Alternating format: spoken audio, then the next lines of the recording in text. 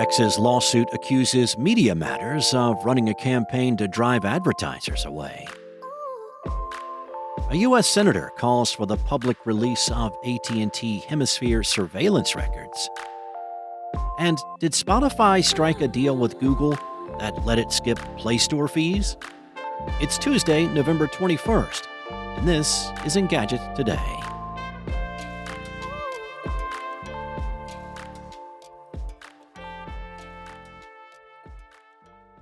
X has filed a lawsuit against media watchdog group Media Matters over its research that showed ads on the social network appearing next to anti-Semitic content.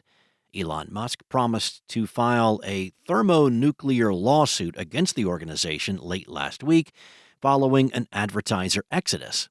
In its complaint, X said Media Matters knowingly and maliciously manufactured side-by-side images depicting advertisers' posts on the social media platform beside neo-Nazi and white national fringe content. It added that the group portrayed the manufactured images as if they represented the typical user's experience in the platform. As TechCrunch noted, though, Media Matters didn't exactly manufacture the images it used with its research. Based on X's own investigation as it's detailed in its lawsuit, the organization used an account older than 30 days to bypass the website's ad filters to follow a set of users known to produce extreme fringe content, along with the biggest advertisers on the platform. The group then allegedly kept on scrolling and refreshing its feed to generate between 13 to 15 times more advertisements per hour than viewed by the average X user. Several big-name advertisers have pulled their campaigns from the platform, including IBM, Apple, Disney, Paramount, and Comcast. U.S. Senator Ron Wyden wants the public to know about the details surrounding the long-running Hemisphere phone surveillance program. Wyden wrote U.S. Attorney General Merrick Garland a letter asking him to release additional information about the project that apparently gives law enforcement agencies access to trillions of domestic phone records.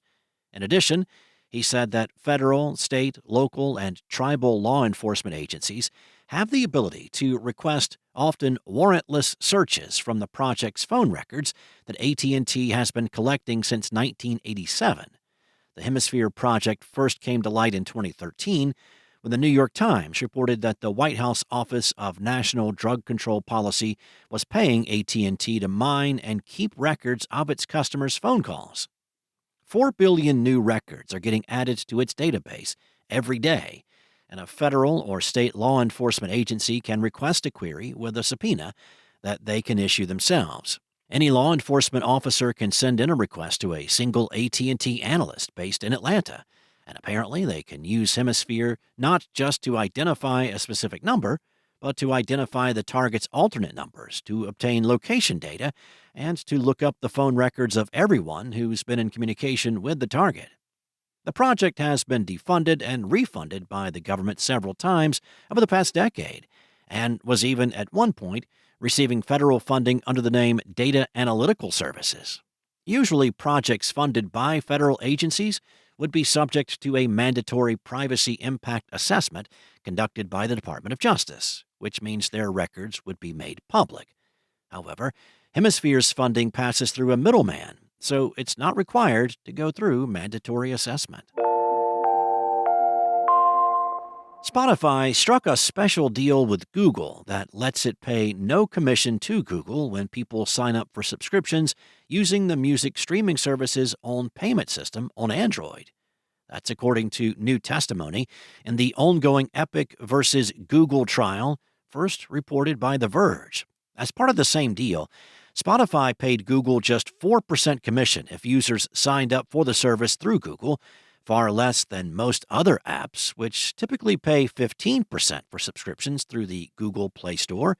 In the Epic Games lawsuit against Google, the maker of the wildly popular Fortnite claimed that Google's Play Store on Android was an illegal monopoly that forced app makers to part with huge sums of cash in exchange for offering users in-app purchases through the Play Store.